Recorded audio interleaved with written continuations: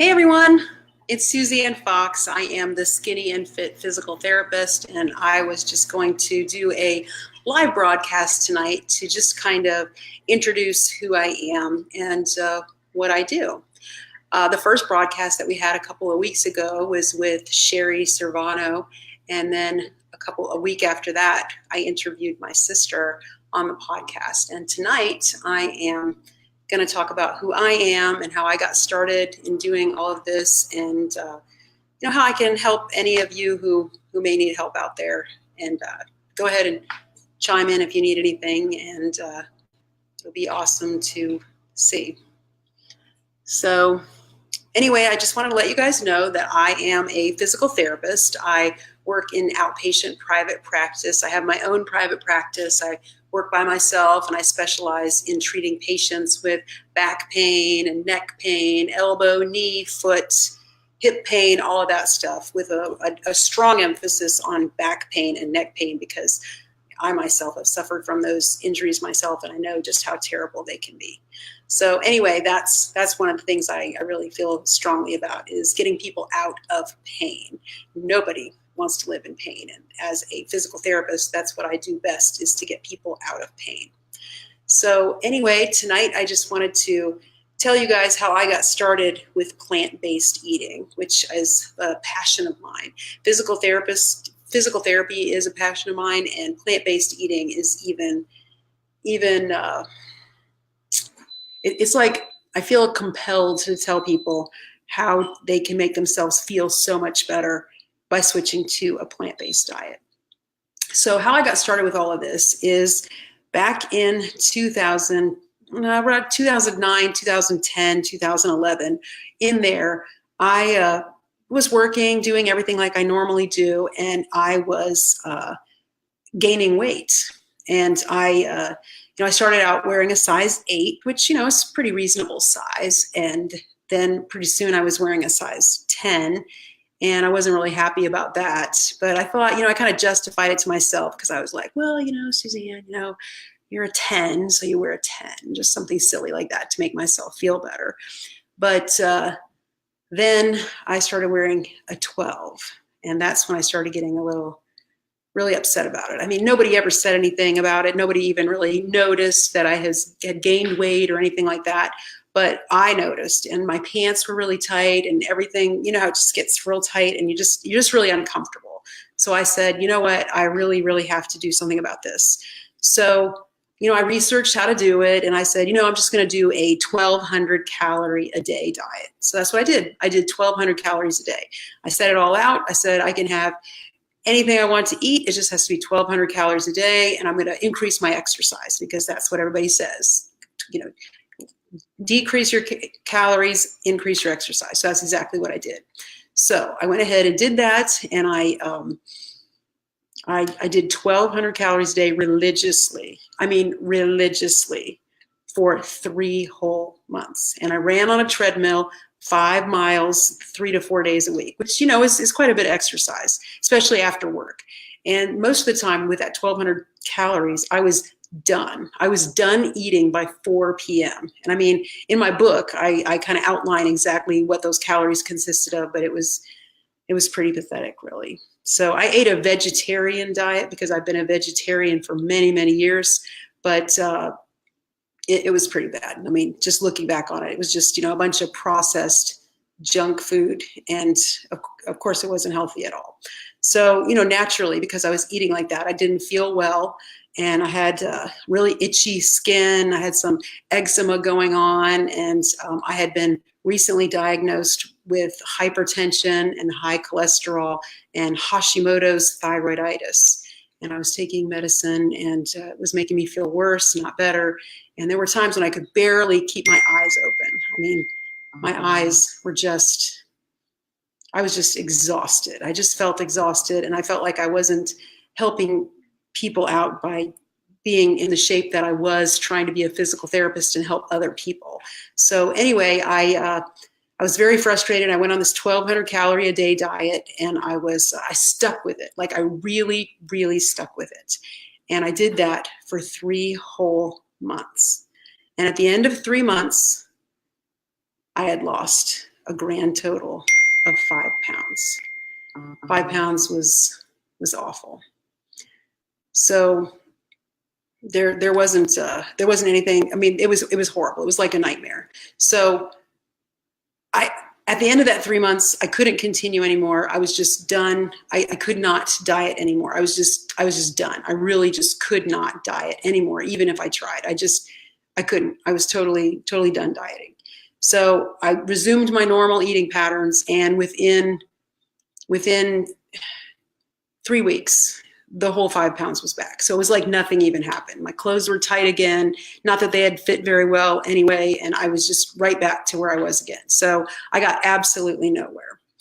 Meanwhile, while I was having trouble with this, my husband was also struggling with weight issues, and he had been diagnosed with gouty arthritis in his feet, and it even went into his elbows and his hands and his shoulder at one point, even his elbow. It was really terrible. It was very, very painful. He had some kidney stones, and he also had diabetes type 2, and his A1C was getting to the point where he had to take insulin because it was so out of control. And he wasn't even that big, by American standards. He wasn't really that big. I think he weighed 250 pounds, which is big, but it's not huge for a guy that's real tall like that, like 5'11". So it wasn't huge, but it was enough that it was making him sick. So he was taking pills for all of that. He was complaining about the side effects from all that, and I was also having all these difficulties, and I decided to go ahead and start looking for another solution, because obviously we had to do something. This was absolutely ridiculous. So we were both extremely frustrated with this whole process. So I started Google searching, how to lose weight. You just kind of stick in the little Google thing, how do I lose weight? And what I came up with was eat beans and vegetables. So, that's the first thing I saw. I was like, no, that doesn't sound too appealing. So I kind of ignored that. And then I found Dr. Joel Fuhrman's book, Eat to Live. And when I read it, it was like a light bulb went off. I was like, wow, now here you go. This sounds, as a scientist, it sounds completely legit. It sounds like something that could definitely be done. So, I said, okay, I'm going to go ahead. I'm going to start trying to implement Dr. Joel Fuhrman's Eat to Live book. So, of course, as you guys know, Dr. Fuhrman's book is, a lot of vegetables and a lot of beans and things like that, a lot of stuff like that. And it's very, very good. But the problem with Dr. Joel Fuhrman's recipes is that they're like 75 ingredients long, and they all have like this several strange ingredients that you just use that one time and then you're never going to use them again. And that was, kind of, it made it difficult, because I was a working mom at the time. I had young boys that needed, supper every night and things like that. And, I didn't get home till like 6 o'clock. I left the house at like 8 o'clock in the morning, didn't get home till like 6:30. And then I still have to make dinner, and I don't, laundry and dishes and all that. There's just no way that I had time to put together these gigantic recipes of things that were there. So I was really, really relieved to find Dr. John McDougall's book, Dr. John McDougall's book called the Starch Solution. The Starch Solution was really great, because that was so helpful in just because you could base your meals on starch. And as Dr. John McDougall pointed out, most of the world has the Starch Solution as their eating plan until McDonald's moves in, and it's not natural that we eat the way that we do. That's a totally unnatural diet that we eat here in the United States. So he said what you do is you base each meal that you're eating on a starch, like potatoes, rice, corn, something like that. And then you just put the vegetables around the edges. And then, of course, you add fruit for your desserts and things. And that works like a charm. It works like a charm. After I found that, and, finding that solution was so important, because my husband was able to easily, without any kind of suffering, lose 45 pounds. And when he lost that weight, he also lost his diabetes, his hypertension, his high cholesterol, his gout, kidney stones, everything gone, and he hasn't been back. He's been healthy ever since, and that's been since 2012. So that's a huge. I mean, that's huge. And him not having to take the medications for diabetes, that's very serious. And he's able to eat potatoes, rice, corn, beans, all of those things. And he's not as good at following the diet as I am, but in our house, we don't have any dairy products, and we don't have any animal products here, and we don't use any oil to cook. We just don't have that stuff here. So if he wants to get it, he has to get it outside the house. There's just nothing like that here. So that's what I do, just to make it work for us. But that's my rule. So what I decided to do is I wrote that book called Skinny and Fit But Never Hungry a Bit, because I felt like the other books weren't addressing the needs of working moms. And we just don't have a lot of time to be messing around with these complicated recipes. And Dr. John McDougall has a ton of really, really good recipes as well. And I wanted more options.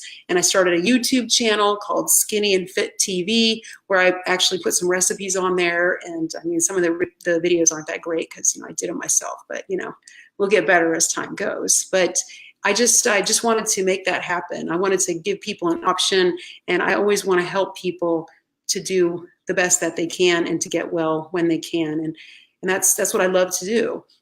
So in the process of doing all that, I lost the 20 pounds that I was carrying around, and I did it without counting calories. I did it without being hungry. And that's really important, because that's a quality of life issue.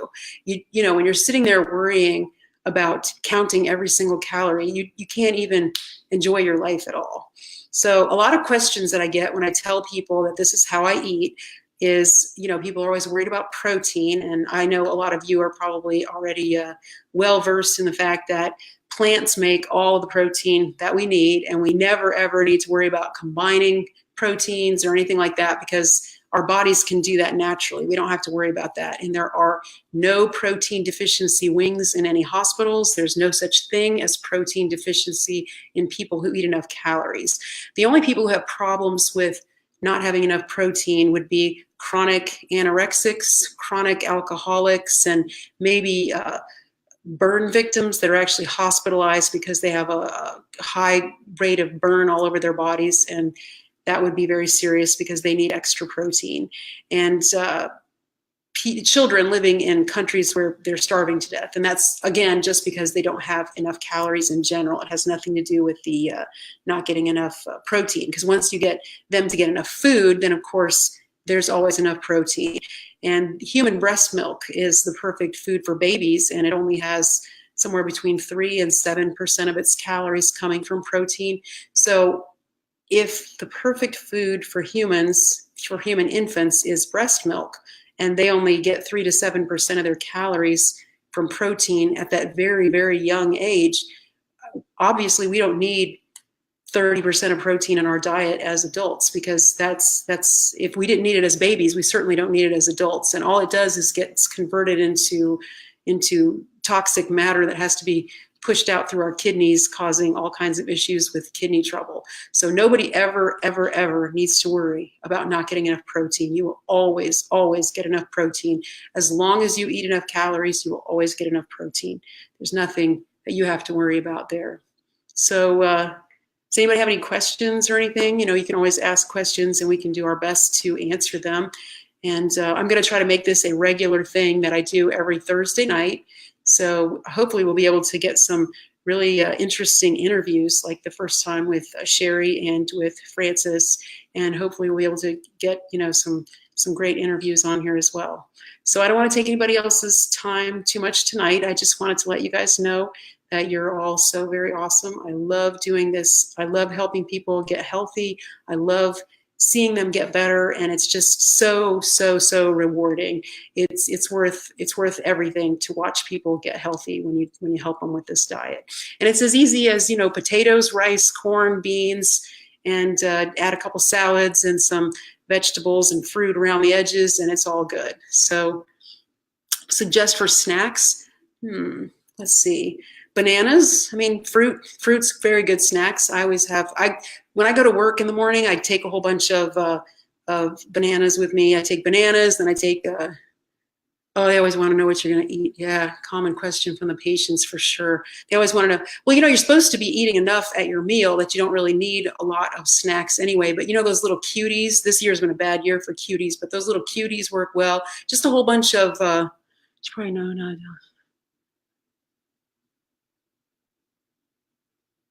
Yeah, if you're on dialysis, that's pretty serious. So if you're on dialysis, you need to talk to your dietitian about what the best way for you to eat is, because they're going to have to put you on some kind of liquid limitations, and there'll be all kinds of things. I think I have a patient myself that's got really bad kidney problems, and she has been told she has to do something like soak her potatoes or something like that. So there's a more complicated thing, and that's when you'll have to bring a dietitian on board, because a dietitian is definitely going to be the one who can give you very, very specific instructions. So what I do is I try to help people that don't have these specific restrictions. It's mostly just a, just for what they're supposed to be eating, like just regular eating, just for regular healthy people or people with the hypertension, overweight, type 2 diabetics that aren't terribly seriously sick.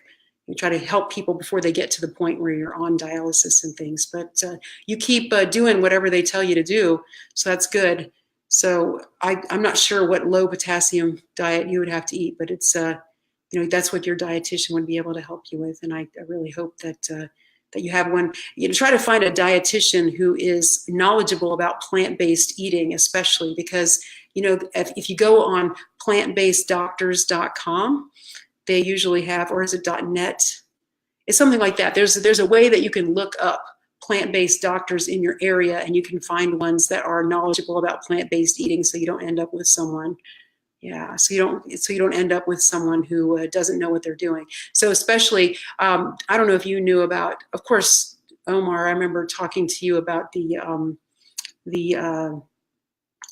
Mastering Diabetes with Dr. Cyrus Kambata and Robbie Barboa. They run that program, and they're both type 1 diabetics, so they're extremely knowledgeable about what type 1 diabetics need to do and how to fix the problems that are associated with type 1 diabetes. And wish you the best with that, because I know it's a pretty serious situation. But I hope you're still out there walking and doing all the stuff that you need to do to get healthy, because that's important. Yeah, so any more questions for tonight? I'll go ahead and wrap it up so I don't take all you guys' time. But we're going to try to do this every Thursday night, and hopefully next week we'll have a very special guest. I'm looking forward to seeing you guys all again and seeing you then. Have a great evening.